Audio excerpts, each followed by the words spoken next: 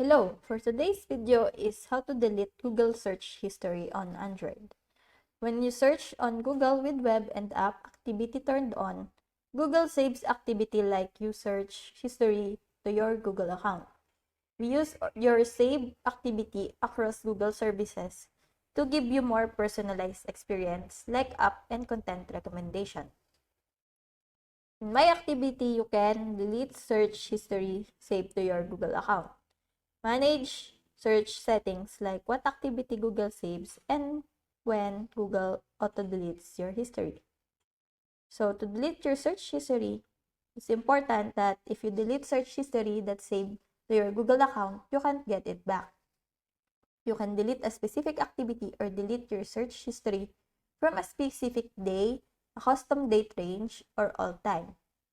So now on my Android phone, open the Google app. At the top right, tap your profile picture or initial and then tap search history.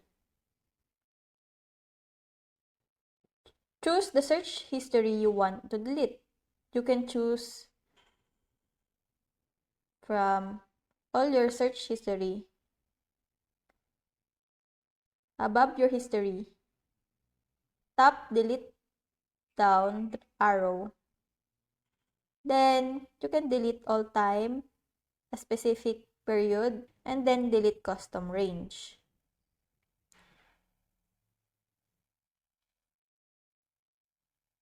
You can also tap on the specific day. For example, for today, if you want to delete one, just press 1 and then just confirm.